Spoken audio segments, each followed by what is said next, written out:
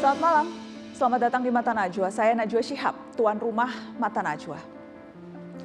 Rancangan Undang-Undang Penghapusan Kekerasan Seksual masih diperdebatkan, entah kapan DPR akan mengesahkan. Padahal kasus-kasus kekerasan seksual terus terjadi. Tak henti-hentinya kita dengar cerita pedih dan pilu yang mengiris hati. Bahkan perguruan tinggi tidak kasib dari kasus. Para pejabat di beberapa kampus disebut-sebut menjadi pelaku. Kasus-kasus kekerasan seksual di kampus kerap menunjukkan keberpihakan pada korban sangat minim. Kampus cenderung tidak mampu bersikap maju menyikapi kasus kekerasan seksual. Mengapa kampus sulit mencegah kekerasan seksual dan memihak korban? Bisakah peraturan menteri yang baru menjadi alat yang efektif? Inilah Mata Najwa. Ringkus predator seksual kampus. Kasus kekerasan seksual bukan kali ini saja terjadi di UGM. Sebelumnya, kasus serupa juga pernah dialami oleh mahasiswi Visipol UGM.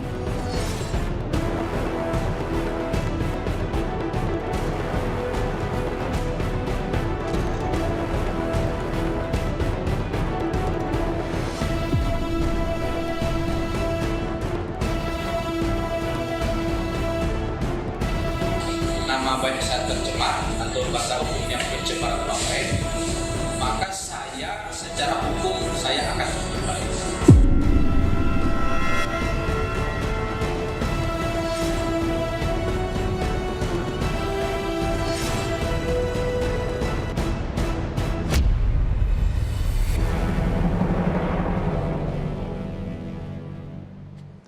Ya teman-teman, kasus kekerasan seksual di kampus lagi-lagi jadi sorotan. Bukan hal baru. Bahkan data Komnas Perempuan mencatat kampus menjadi salah satu tempat rentan pelecehan seksual.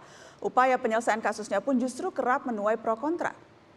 Sudah hadir untuk membahasnya, saya perkenalkan Menteri Pendidikan, Kebudayaan, Riset, dan Teknologi, Nadiem Makarim. Selamat malam Mas Menteri. Selamat malam. Terima kasih sudah hadir di Mata Najwa. Terima kasih sudah mengajak saya. Saya juga mengundang Sekjen Ikatan Dai Indonesia atau IKD, Ahmad Kushairi Suhaili. Selamat malam, Assalamualaikum. Selamat malam, Assalamualaikum warahmatullahi wabarakatuh. Terima kasih sudah hadir. Sama-sama. Terima kasih Pak Kushairi. Dan saya juga mengajak teman saya, ada Sekretaris Umum Hope Helps Network, Arbi Al-Ghazi. Selamat malam Arbi. Ya, selamat malam Mbak. Baik, saya juga sudah terhubung nanti dengan, saya akan menghubungi lewat sambungan video call anggota Jaringan Kongres Ulama Perempuan Indonesia. Sebelumnya saya ingin kita membuka Mata Najwa malam ini dengan berbincang, mendengarkan kesaksian dari penyintas atau korban kekerasan seksual di kampus untuk melihat realitas di lapangan. Untuk menjaga kemurnian informasi, identitasnya kami tutupi malam ini. Selamat malam, Adek. Selamat malam, Mbak. Saya ingin tahu kabar Adek sekarang seperti apa? Sehat-sehat?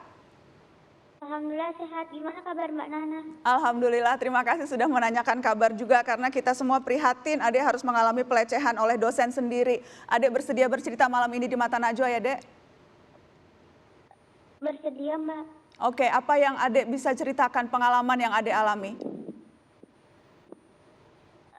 Jadi itu waktu saya maba masih semester 1, Mbak. Saya kan jadi bendahara di kelas. Nah, kalau ada pergantian jadwal atau jam atau libur atau masuk itu pasti semua dosen itu ke ketua kelas.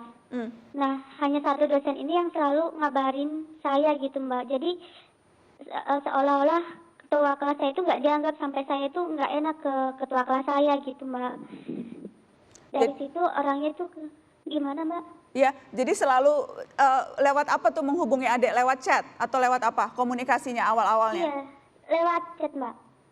Dan chatnya itu seperti apa? Apakah ada nuansa-nuansa janggal atau aneh pada saat chat-chat itu? Iya, lalu orangnya tiap chat saya itu selalu pakai emoticon cium atau love gitu, Mbak. Pakai emoticon love? Iya, sama cium. Apa konteksnya kok tiba-tiba dosen ngechat mahasiswi pakai emoticon love atau cium? Saya tidak tahu, Mbak. Jadi pernah juga itu waktu mata kuliah berlangsung, orang itu kasih contoh ke semua mahasiswa-mahasiswi ini, mahasiswinya dengan nyebut nama saya, lalu bilang gini, Kiai atau Ustadz manapun kalau lihat pahanya saya ini pasti tergoda gitu, Mbak. Dan orangnya itu bilang begitu dengan senyum gitu Mbak. Padahal itu nggak ada lucunya sama sekali gitu Mbak. Jadi di depan kelas bilang kalau melihat bagian tubuh Di adik. dalam kelas. Oke, jadi itu di awal-awal bermula pelecehannya dari situ, dari mulai chat, kemudian dari mulai ucapan verbal di depan kelas. Kemudian berlanjut lagi tidak ada Iya pelecehannya? Mbak. Ada Mbak. Jadi waktu ujian akhir semester itu kan seharusnya ujian itu ada di fakultas saya sendiri gitu Mbak. Tapi orang itu kabarin saya kalau ujiannya pindah di fakultas, maksudnya di gedung yang lain gitu Mbak. Mhm. Waktu itu saya kloter 2 nomor 2. Nah saya tanya ke teman saya yang kloter 1 nomor 2. Dan teman saya itu cuma 3 menit gitu Mbak. Saya tanya, gampang nggak gitu. Terus teman saya bilang, gampang, tenang aja. Teman saya bilang gitu kan Mbak. Nah waktu itu giliran saya masuk. Pas saya masuk itu orangnya udah aneh gitu Mbak. Udah senyum sambil liatin saya dari atas sampai bawah gitu Mbak. Habis itu saya kan agak takut sama orangnya gara-gara di chat aja orangnya seperti itu ke saya gitu Mbak. Nah waktu itu saya disuruh duduk, terus orangnya itu kasih saya soal. Dan soalnya itu di luar materi saya gitu Mbak. Padahal sebelumnya orangnya itu bilang gini, soal ujian itu sesuai dengan materi kalian yang kalian bikin sendiri. Jadi setiap orang soalnya beda-beda gitu. Tapi waktu saya itu di luar materi saya Mbak. Sama sekali nggak ada di materi saya. Jadi saya dikasih soal itu nggak sesuai materi saya Mbak. Jadi Ya. waktu itu, iya Mbak gimana? Ya, jadi ditanya sesuatu yang di luar materi, kemudian ada tindakan aneh lagi yang dilakukan tidak oleh si dosen? Ada Mbak. Jadi waktu pertanyaan ketiga saya tetap salah kan Mbak jawabnya. Soalnya saya memang nggak mempelajarin apa yang orang itu kasih gitu Mbak. Soalnya waktu itu kan meja beliau itu berhadapan sama meja saya yang meja kuliah itu Mbak, yang kursi gabung sama meja itu.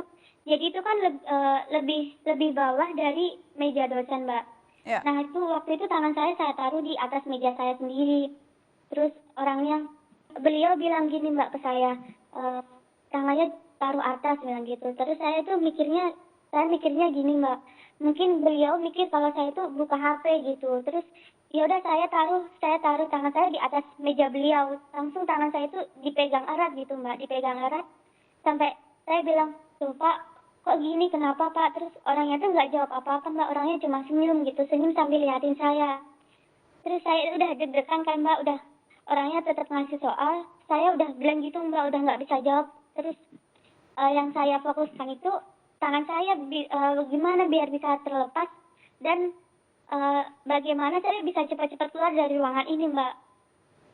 Jadi waktu itu masukin soal keempat dan kelima, saya tetap nggak bisa jawab. Lalu beliau harus bilang begini, Pak, nama dosen ini bilang, Pak saya cinta sama Pak ini. Maksudnya saya disuruh bilang kalau saya itu cinta sama beliau gitu Mbak. Jadi sambil megang tangan adek, si dosen minta adek bilang I love you ke dia gitu? Iya, orangnya maksa saya harus bilang saya cinta sama beliau gitu Mbak. Kalau pengen tangan saya dilepas gitu. Terus apa yang adek lakukan? Jadi saya bilang saya nggak mau Pak. Saya bilang gini ke beliau, loh Pak saya nggak mau Pak, saya bilang gitu. Terus orangnya itu nggak jawab juga Mbak, orangnya masih senyum sambil liatin saya gitu. Habis itu ya udah karena saya udah mau nangis gitu Mbak, karena saya takut.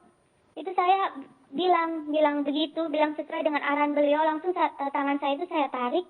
Dan sampai kursi saya itu kegeser ke belakang gara-gara saking eratnya beliau pegang tangan saya gitu Mbak.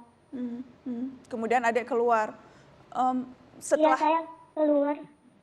Ya. Gimana Mbak? Ya, setelah kejadian di ruangan kelas itu itu lagi ujian ya adek ya? Jadi itu lagi ujian mid semester tuh ya? Oke. Iya ujian semester Kak. Adek masih sempat dihubungi lagi oleh pelaku ini setelah kejadian di ruang kelas itu? Jadi waktu saya mau keluar buka pintu itu Mbak, tangan saya tuh ditarik sama beliau, langsung dicium gitu Mbak. Dicium tangannya? Iya, dicium dan orangnya itu senyum-senyum gitu Mbak. Terus saya langsung buka pintu, langsung keluar, langsung lari ke teman-teman sambil nangis. Terus teman saya nyuruh saya buat laporin ke pihak kampus, tapi saya nggak ada bukti. Jadi saya takut sendiri gitu Mbak, kalau nanti saya juga kena gitu. Maksudnya saya jadi, kan saya korban. Takutnya saya jadi tersangka gitu Mbak, gara-gara laporin beliau, tapi saya nggak ada bukti gitu. Oke, jadi adik sampai kejadian itu memang tidak melapor ke siapa-siapa, hanya menangis ke teman-teman adik karena adik takut begitu ya? Baik, adik kita break dulu. Setelah ini saya ingin bertanya sedikit lagi ke adik setelah kita break. Teman-teman tetap di Mata Najwa, kami akan kembali setelah ini.